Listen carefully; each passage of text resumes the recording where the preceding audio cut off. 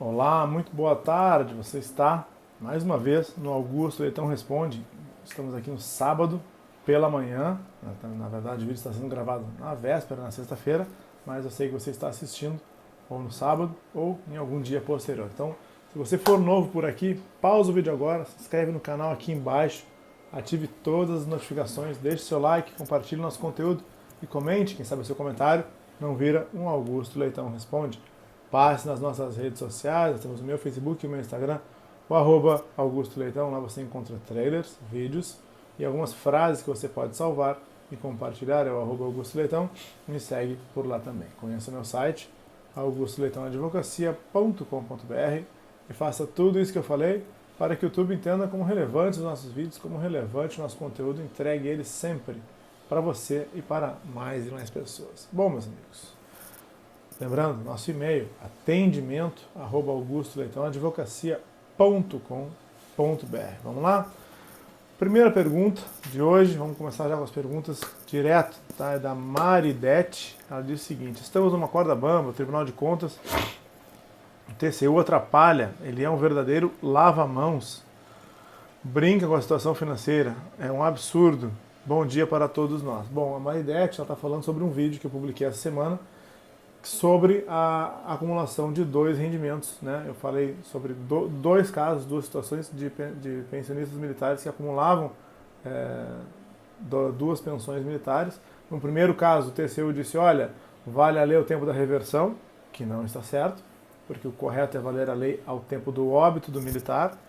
E no segundo caso, o Tribunal de Contas disse: olha, os militares faleceram em 2003 e 2007, nessa época não podia acumular duas pensões militares porque vale a lei ao tempo do óbito. Senhores, nós sabemos que vale a lei ao tempo do óbito, mas existe uma regra de transição. Se os militares contribuíam com 1,5%, vale a lei anterior. Eles pagaram por isso, eles contribuíram com esse valor para ter essa possibilidade. Então, é sobre isso que a Maridete está falando. Esse desabafo dela tem relação com essa questão do vídeo que eu publiquei essa semana. A Vânia, vamos lá o que ela disse. Olá, doutora, minha filha nasceu em 2006, ela é filha de militar. Ocorre quando ela nasceu, o pai dela, que é da Polícia Militar do Distrito Federal, provavelmente do antigo estado da Guanabara, já havia renunciado ao pagamento da contribuição de 1,5%. É possível reincluí-la hoje? Pois é. Em princípio não, tá? A renúncia ela é um ato irretratável. As ações judiciais, nesse sentido, muitas delas são negativas, porque o militar sabia o que estava fazendo naquele momento, ele renunciou porque ele não tinha filho, ou porque ele não queria outros benefícios da Lei 3765, apesar de nós sabermos que a comunicação não foi clara na época, nem no Exército, nem na Marinha, nem na Aeronáutica, mas aí, assim, tem que provar duas coisas: que não ficou clara a comunicação na época e que os militares, e que esse militar, quando renunciou, na prática, ou por uma situação de ele estar enfermo, com relação às faculdades mentais dele, ele não sabia o que estava fazendo, não sabia o que estava renunciando. Mas assim, como isso já se passou mais de 20 anos, 22 anos, depende muito de provas lá daquela época, e temos que cuidar também uma outra situação, que é a prescrição do fundo de direito, né, que alguns magistrados acolhem, dizem que não tem direito a discutir isso agora, e outros magistrados entendem que não, que pode, porque se trata de uma obrigação de trato sucessivo, que todo mês se renova, ele só, que na verdade não estaria prescrito. Então há uma divergência com relação à prescrição, mas provar essa tese não é uma tarefa fácil no Poder Judiciário, tá, Vânia? Lenilda. Bom, doutor Augusto, já escrevi algumas vezes e eu sempre compreendi muito bem as suas explicações e agradeço. Porém, surgiu uma dúvida. Sou pensionista de segundo sargento, segundo posto, e a minha pensão é partilhada com outras 3 irmãs. Meus proventos não são altos, mas os descontos sim.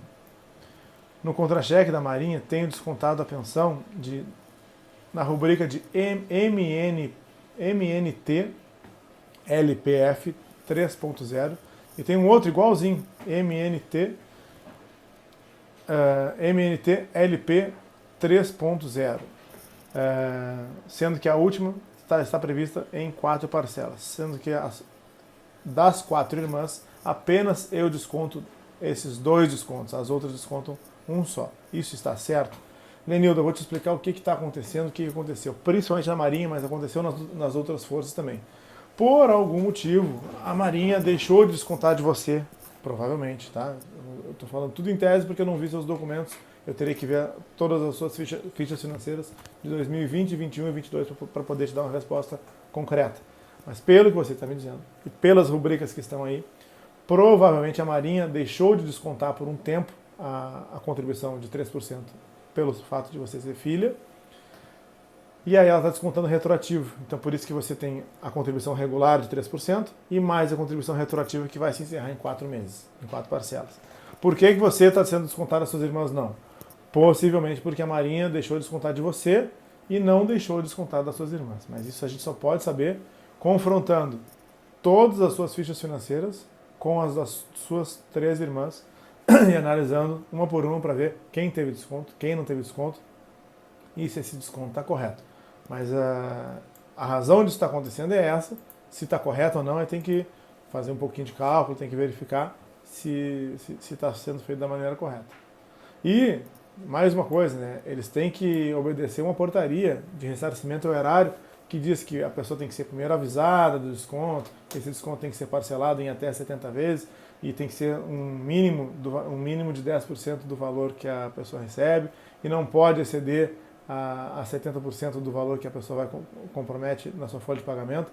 A pensionista tem que continuar recebendo 30% e comprometendo 70%. Então tem uma série de regrinhas aí que provavelmente a Lenilda não teve esse tratamento pela Marinha, porque ela descobriu agora, descobriu no contra-cheque, pelo jeito. Ela não recebeu uma cartinha da Marinha dizendo que apuraram, que deixaram de descontar e que eles iam descontar agora. Não foi, não me parece que ela tenha sido avisada. Maridete. Bom dia, doutor Augusto. Acho que o desconto de 0,5% das pensionistas, sim. Mas os valores descontados até hoje, não. 7,5%, 10% é um verdadeiro absurdo. Entendimentos incorretos da PGU. Onde estão os nossos direitos? Gente, a Maridete, ela deve estar falando o seguinte, já é a segunda pergunta dela aqui. Deixa eu completar aqui. A Maridete agora aqui, ela está falando dos descontos da contribuição para a pensão militar e do outro vídeo que eu fiz, que foi sobre o Procurador-Geral da República ser favorável à questão dos militares temporários não terem um tratamento diferenciado se comparados aos militares de carreira. Tá? Então, eu disse aos senhores que me surpreendeu o Procurador-Geral da República ter sido favorável à questão dos militares temporários, mas ele só foi favorável a isso, né? Ele foi contra toda aquela questão da inconstitucionalidade da Lei 13954, foi contra a questão de a Lei 13954 ter modificado ter modificado o Estatuto dos Militares e o Estatuto dos Militares ser uma lei complementar. Ele disse que não era lei complementar. E aí, por isso, né, e também ele não foi favorável à questão do vício de iniciativa. Então, com isso, se por acaso for declarada a inconstitucionalidade da Lei 13954, de acordo com o parecer da Procuradoria-Geral da República, só deveria ser declarada a inconstitucionalidade daqueles dispositivos dos militares temporários, 106, 107 e 109, e não todo. E aí ela está se queixando aqui, provavelmente, porque, de acordo com o parecer do Procurador-Geral da República, o restante da Lei 13954, que são esses descontos de pensionista, 10,5%, os 7,5% dos militares, eles vão permanecer, né, se ela for julgada de acordo com o que disse o PGR. Reine, decisão totalmente política da PGR, nada justa em relação aos aspectos que não a questão dos temporários.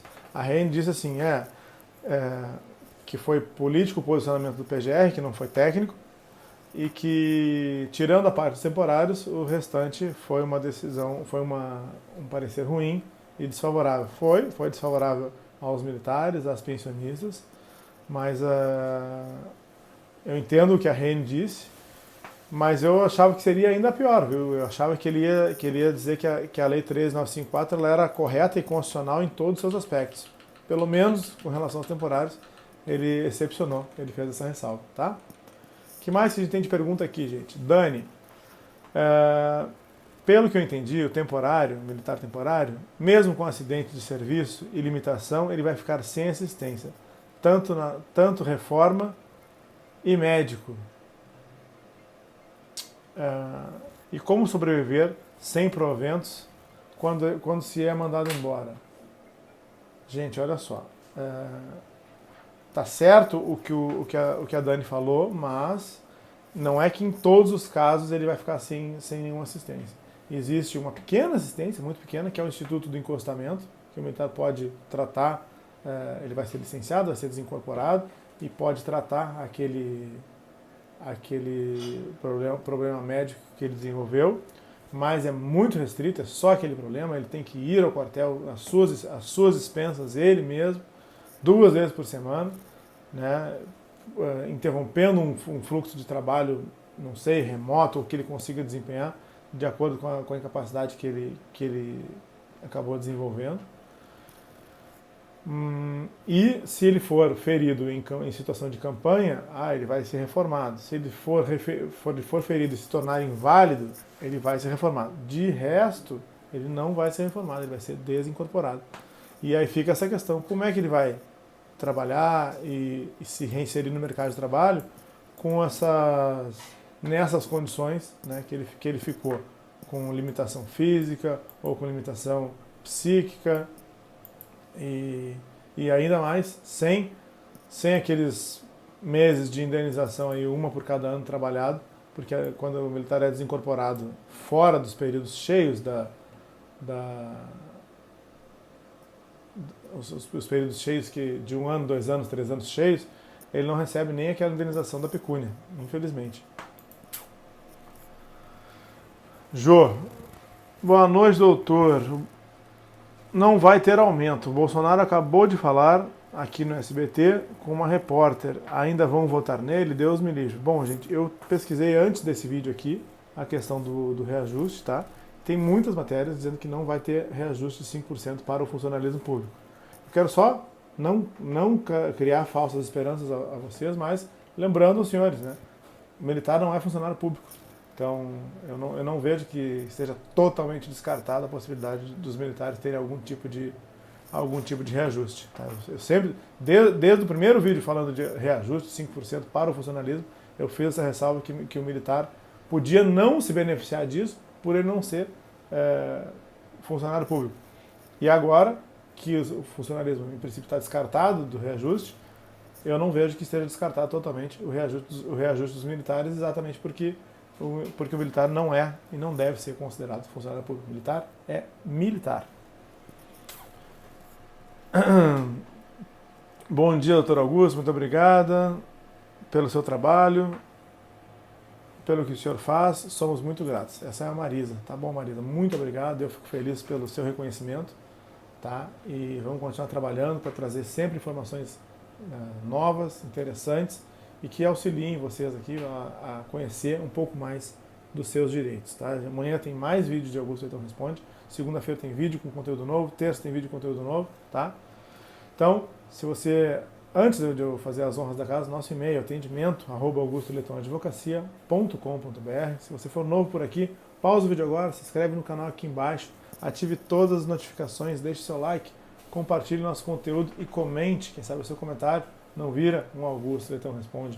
Passe nas nossas redes sociais, nós temos o meu Facebook e o meu Instagram, o @Augusto Leitão. Lá você encontra trailers, vídeos e algumas frases que você pode salvar e compartilhar. É o @Augusto Leitão. Me segue por lá também. Conheça meu site, augustoleitomadvocacia.com.br, e faça tudo isso que eu falei para que o YouTube entenda como relevante os nossos vídeos, como relevante o nosso conteúdo. E entregue ele sempre para você e para mais e mais pessoas. Um abraço a todos, fiquem com Deus e até o próximo vídeo, que é amanhã, hein? Amanhã, mesmo horário, 11 horas. Tchau, tchau. Feliz Dia dos Namorados. Valeu, gente.